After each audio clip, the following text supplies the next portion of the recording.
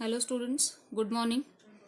चलो फिर हम लोग अपना अकाउंट स्टार्ट करते हैं। अभी let's start accounting. So first download account text book from Bal Bharati website, and today I am going to teach you the first chapter.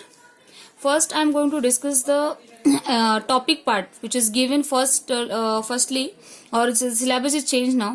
So the topics are: first is introduction of partnership, and in this chapter including theory plus problems. Then accounting of non for profit concerns. Third chapter is reconstitution of partners, and reconstitution of partners include admission of partner, retirement of partner, and death of partner. Okay. Then dissolution of partnership. Next chapter is then company accounts. Company accounts includes issue of shares. Then analysis of financial statement, and in financial statement all the ratios we are going to be discuss about ratios. Then computer accounting. Okay तो पहले हम लोग क्या study करेंगे? First we studied only final account, और 11th में आपने already final account study किया है. सो चैप्टर आप कभी भी ध्यान में रखो, 11th का जो लास्ट चैप्टर होता है वो 12th का फर्स्ट चैप्टर होता है always, and final account is heart of accounting. तो first we start first chapter. पहले हम लोग फर्स्ट चैप्टर से ही करेंगे. This change syllabus is really very nice, even I like it very much, because the pattern is properly given. पहले ऐसा था कि अकाउंट पढ़ाते वक्त पहला 7th वाला चैप्टर लो, फिर 3rd लो, फिर, लेकिन अभी का जो सिलेबस डिजाइन हुआ है वो एकदम परफेक्ट है. यानी कि हम लोग टॉपिक बाय टॉपिक जाएंगे. For example introduction of partnership में हम लोग पहले इंट्रोडक्शन देखेंगे कि व्हाट इज पार्टनरशिप फर्म, फिर टाइप्स ऑफ पार्टनर्स वगैरह वगैरह. देन उसके बाद हम लोग देखेंगे नॉन फॉर प्रॉफिट कंसर्न्स, यानी कि ऐसे कुछ ऑर्गेनाइजेशंस हैं जो प्रॉफिट के लिए काम नहीं कर रहे, they are working for to provide services. Okay, और उनका मेन मोटिव प्रॉफिट अर्निंग करना नहीं है. सो नाम भी वैसे देखो, accounting of non for profit concern. Okay, उसके बाद है रिकंस्टिट्यूशन ऑफ पार्टनरशिप. देखो रिकंस्टिट्यूशन ऑफ पार्टनरशिप में 3 मेन थिंग्स आते हैं. द रिकंस्टिट्यूशन ऑफ पार्टनरशिप में 3 मेन थिंग्स कौन से? तो पहला है admission of partner, second is retirement of partner, third is death of partner. थोड़ा मैं आपको इंट्रोड्यूस कर देती हूँ सारे टॉपिक से, उसके बाद से हम लोग कल से या फिर आज से इंट्रोडक्शन स्टार्ट करेंगे पार्टनरशिप का. पहले हम लोग समझ रहे थे कि 12th की बुक में आखिर इस साल की जो बुक आई है इसमें हमें क्या क्या पढ़ना है. तो पहले हम लोग देखने वाले कि इंट्रोडक्शन ऑफ पार्टनर्स और पार्टनरशिप फर्म का फाइनलाइजेशन कैसे होता है, प्रॉफिट कैसे निकालते हैं. उसके बाद हम लोग देखेंगे एडमिशन ऑफ पार्टनर, यानी कि 2 पार्टनर्स हैं. For example Amar Akbar and partners, and Anthony wants to join a partnership firm of Amar and Akbar. Okay, so we call it is admission of partner. 2 partner है, तीसरा पार्टनर एडमिट होना चाहता है, आना चाहता है वो, तो उसको हम लोग बोलेंगे एडमिशन ऑफ पार्टनर. तो उसमें अकाउंट की सिचुएशंस चेंज होंगे, तो इस चैप्टर में हम लोग वो सिचुएशन डिस्कस करेंगे. The next is retirement of partner. Retirement of partner यानी 2 में से 3 में से पार्टनर एक रिटायर होने वाला है, तो उसमें हम लोग अकाउंटिंग सिचुएशंस फिर चेंज हो जाएंगे. ओके, तो उसके बाद है डेथ ऑफ पार्टनर. डेथ में आपको तो मालूम है, डेथ इज नेचुरल थिंग, कभी भी किसी को कुछ भी हो सकता है. तो by chance Amar Akbar Anthony की डेथ हो गई, तो अभी तो अकाउंटिंग सिचुएशन से चेंज होंगे, क्योंकि डेथ तो अकाउंटिंग ईयर के हिसाब से नहीं आएगी ना. 1 अप्रैल या 31 मार्च अकाउंटिंग ईयर क्या है? Accounting year our start from 1 April to 31 March. अब ऐसे नहीं होगा कि नहीं इनका फाइनेंशियल ईयर चल रहा है तो अभी इसका अकाउंटिंग ईयर खत्म होने दो, फाइनेंशियल ईयर खत्म होने दो, तब इसको लेके जाएंगे. ऐसे नहीं है, डेथ तो कभी भी हो सकती है. तो डेथ ऑफ पार्टनर में डेथ होने के बाद फिर अकाउंटिंग का सिचुएशंस कैसे हैंडल करना है, क्योंकि डेथ होने के बाद तो वो तो इंसान नहीं है, अभी वो तो पार्टनर नहीं है, तो उसका प्रॉफिट शेयरिंग रेशियो किसको देना है, क्या करना है, क्योंकि बीच में ही हो जा रहा है. ओके, सो वो आएगा डेथ ऑफ पार्टनर. उसके बाद आएगा डिसोल्यूशन ऑफ पार्टनरशिप फर्म. यानी अब देखो, आपने देखा फाइनल पार्टनरशिप में आपने देखा कि पार्टनरशिप का फाइनलाइजेशन कैसे होता है, यानी कि वो लोग प्रॉफिट कैसे अर्न करते हैं. फिर आपने देखा कि एडमिशन कैसे होना है उसमें, देन आपने रिटायरमेंट देखा, देन डेथ, उसके बाद डिसोल्यूशन, सब बिजनेस वगैरह करके हो गया।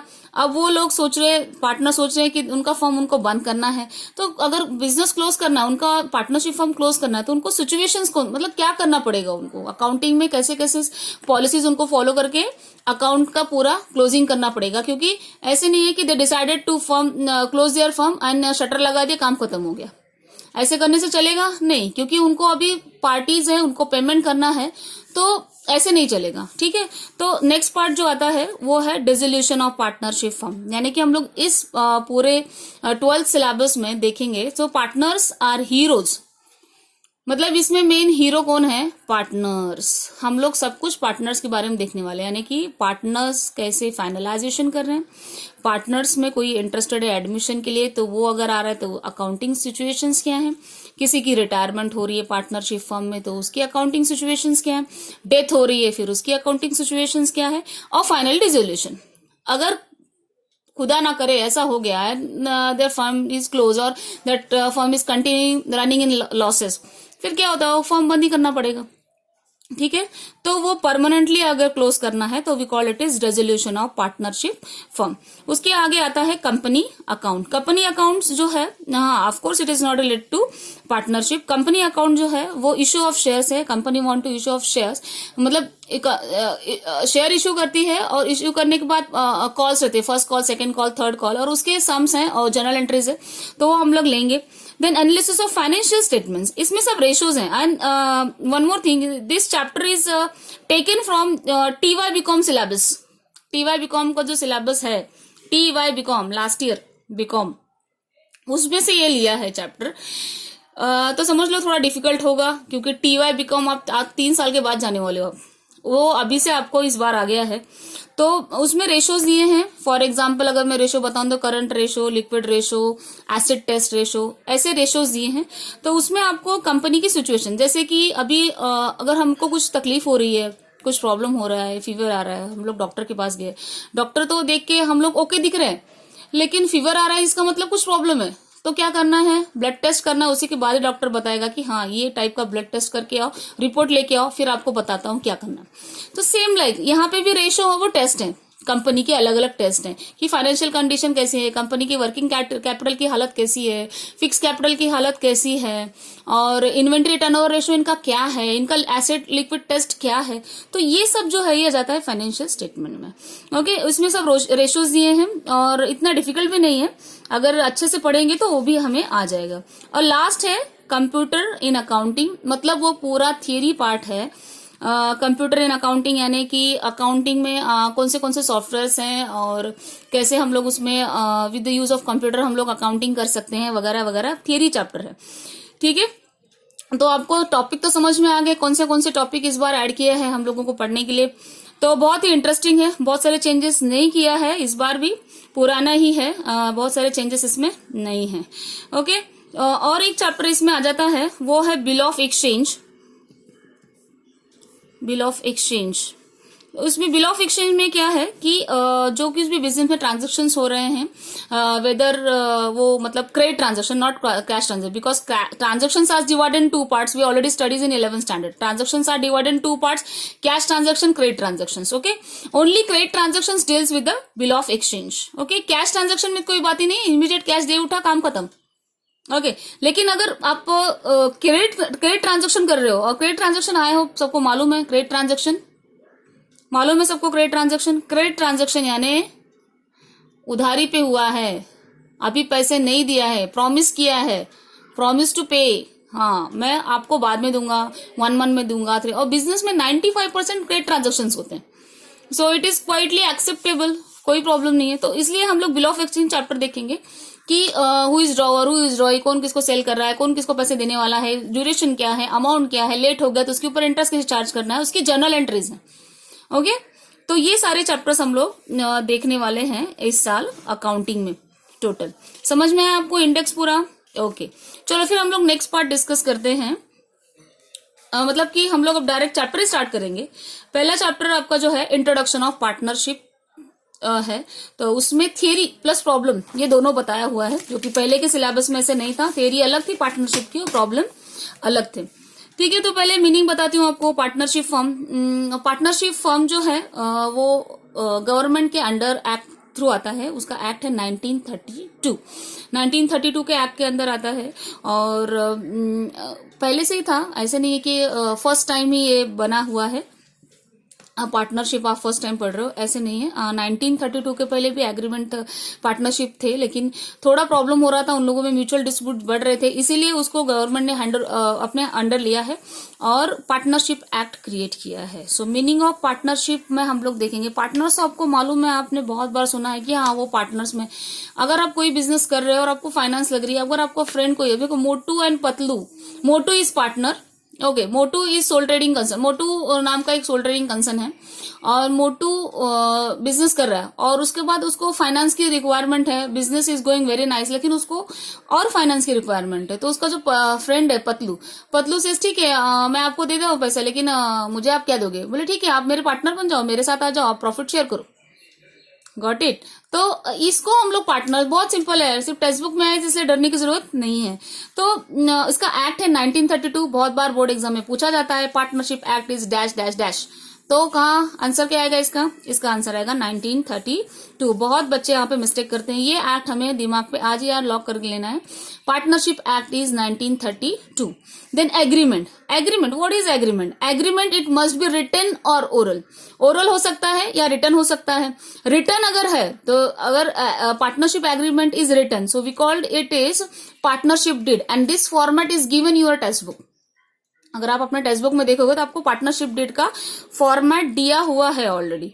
ठीक है, अगर ओरल है तो क्या होगा? ओरल एग्रीमेंट हुआ है तो ये लीगल प्रूफ रहेगा कुछ। ओरली डिसाइड हुआ है, हाँ प्रॉफिट हुआ तो तेरा 30% और मेरा है 70%, ये ओरल हुआ। लेकिन अगर कुछ आगे ज्यादा प्रॉफिट होता है, सामने वाला लड़ सकता है, नहीं नहीं नहीं, मेरा 70 तेरा 30।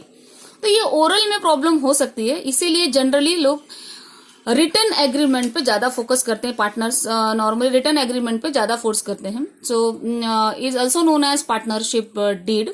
रिटर्न एग्रीमेंट को हम लोग क्या बोलते हैं? Partnership deed.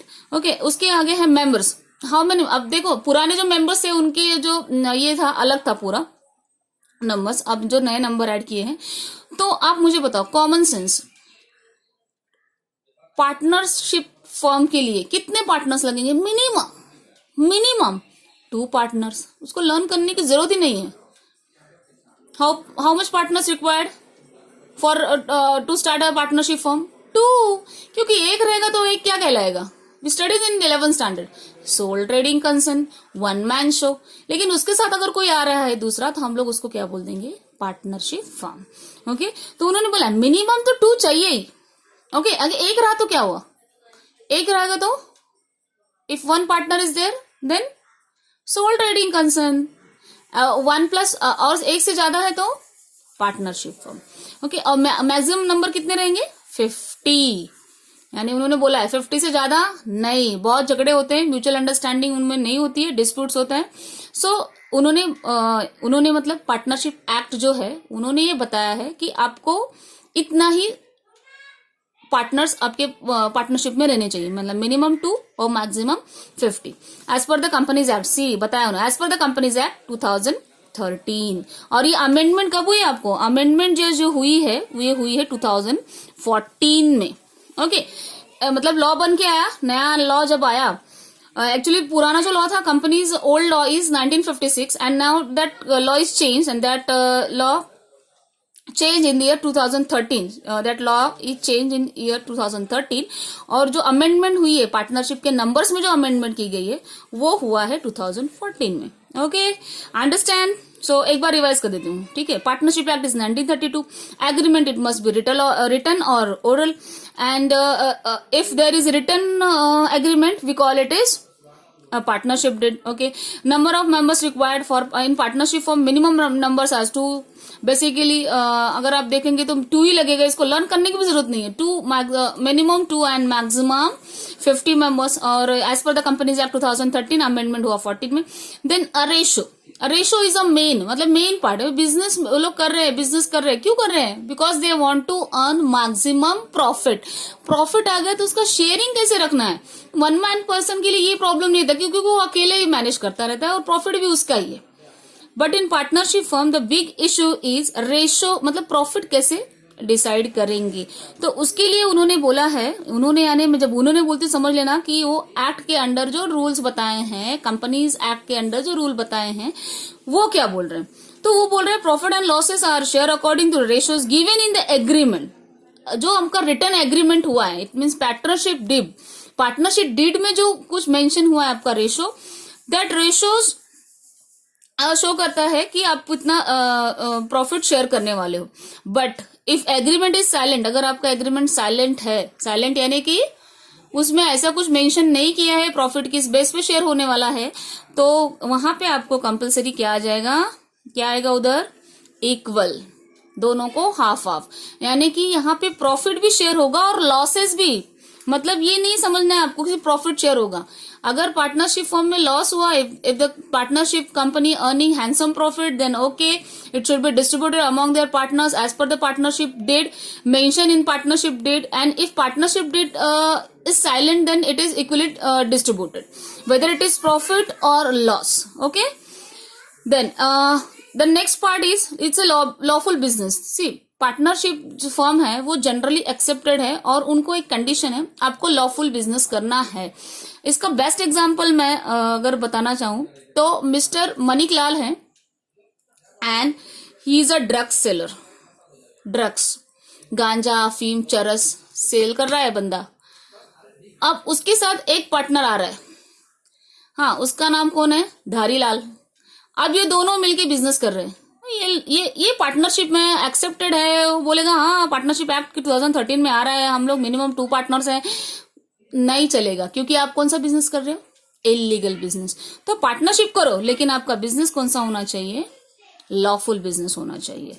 Then liability are unlimited, आपकी जो लायबिलिटीज रहेगी वो अनलिमिटेड। मैंने 11th स्टैंडर्ड में आपको बहुत बार एक्सप्लेन किया है कि लायबिलिटीज क्या होती है। लायबिलिटीज में आप समझ लो कंपनीज को जो देना रहता है, कंपनीज की जो कंपनी ने लोन लिया है किसी से, या बैंक लोन लिया है, या फिर कंपनी ने किसी से क्रेडिट से परचेस किया है, bank overdraft, all this things are included in liability. And if partnership firm closed and that companies have, that partnership firm has limited sufficient asset to pay its liability, then we call the situation is solvent situation. अगर company के पास asset जो है वो 2000 rupees के हैं और companies को जो लायबिलिटी पे करनी थी वो भी 2000 की है, कंपनी यानी कि पार्टनरशिप फर्म, तो ये दोनों अगर इक्वल आ रहा है और लायबिलिटीज आराम से अगर पे हो रही है, तो समझ लो this situation we called it is, this situation is solvent situation. Okay, ये सिचुएशन कौन सी है, सॉल्वेंट सिचुएशन है। लेकिन इंसॉल्वेंट कब होगा, सब इसमें ये प्रॉब्लम होगा कि अब ये जो एसेट है ये लायबिलिटी है, एसेट आपकी सिर्फ आ रही है 2000 और आपको लायबिलिटी पे करना है 3000, यानी कि इसमें प्रॉब्लम ये हो रहा है कि आप 1000 के लिए क्या करोगे, क्योंकि आपको लायबिलिटी तो पे करना ही है, इन लोगों को पेमेंट करना ही है आपको, तो आप क्या करोगे। तो ये सिचुएशन कहलाती है इंसॉल्वेंट सिचुएशन। और यहाँ पे जो 1000 की जो डिफिशियंसी शो हो रही है, that deficiency is borne by the all partners. जो पार्टनर रहेंगे, अमर, अकबर, एंथोनी और कोई भी पार्टनर रहेंगे, उनको ये 1000 उनकी प्राइवेट एसेट यूज करके, उनकी प्राइवेट एसेट यानी कि प्राइवेट प्रॉपर्टी जो कुछ भी है, उनके बंगलोज हैं या फिर उनके कार है, वो सेल करके उनको ये अमाउंट पे करनी है। Okay, so the liability of partners is unlimited. Okay, if the assets of business is not sufficient to pay the liabilities, then personal property of a partners can be used, and that situation indicate 2 situation, that solvent situation, insolvent. If solvent situation, okay, no problem, सब कुछ payment हो गया, but in insolvent situation is happening, that time partners also use their private properties also. Okay, you understand this? Okay, the next part is registration. Firstly, there is no change in registration. Agreement is different thing. Registration is different thing.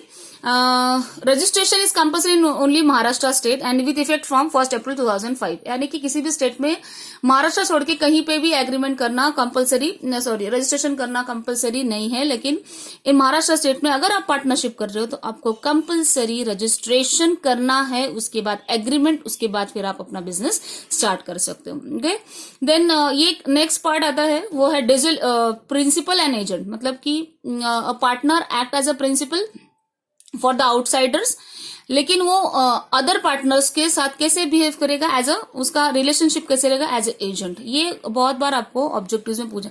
मैं इतना theory deep में क्यों बता रही हूँ, क्योंकि ये सारे जो थियरी है वो आपको कहाँ आ सकता है, ऑब्जेक्टिव्स में आने वाला है, क्योंकि आपको कोई शॉर्ट नोट्स वगैरह नहीं है, ये अकाउंट सब्जेक्ट है, इसमें आपको प्रैक्टिकल प्रॉब्लम रहते हैं, ठीक है। लेकिन मैं आपको पार्टनरशिप के बारे में थोड़ा बता रही हूँ, क्योंकि आपको ओसीएम में भी पार्टनरशिप है और ओसीएम भी मुझे लेना है, तो मैं थोड़ा सा अच्छे से अभी एक्सप्लेन कर दे रही हूँ कि आपको ओसीएम में फिर ज्यादा प्रॉब्लम ना हो। ओके, तो प्रिंसिपल एंड एजेंट आपको बहुत बार ये पूछा जाएगा एग्जाम में कि फिलिंग द ब्लैंक्स या ट्रू एंड फॉल्स में पूछा जाएगा। तो आउटसाइडर्स के लिए, for outsiders partners are become a principal and for with their partners they become a agent। वो अपने पार्टनर्स के लिए एक दूसरे के लिए एजेंट है, लेकिन आउटसाइडर्स के लिए वो क्या होते हैं, प्रिंसिपल। गॉट इट, ठीक है। And the last part is dissolution.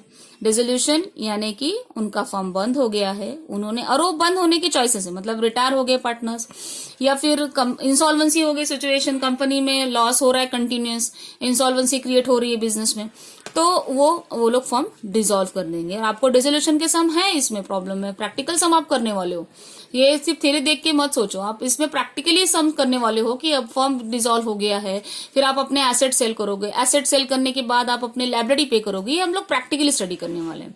Okay, account ये सब्जेक्ट बहुत हमको प्रैक्टिकली समझ के लेना है, ये जितना आप प्रैक्टिकली समझ के लोगे आपको उतना बेटर रहने वाला है, ठीक है। तो हम लोग अभी प्रॉब्लम तो नहीं स्टार्ट करेंगे, from tomorrow onwards I am going to start your problems and in that problem we discuss first of all the format of trading account, profit and loss and balance sheet, and student please revise your final account once again, because tomorrow I'm just explain all the formats of trading, profit and loss and balance sheet, and directly start to solve problems. Okay, so just revise once of 11th standard book final account please. Okay students, hope you understand all these things. Okay, if you have doubt then just what I say, just call me, I will explain you, or otherwise when colleges are start, that time you can ask the queries. Okay.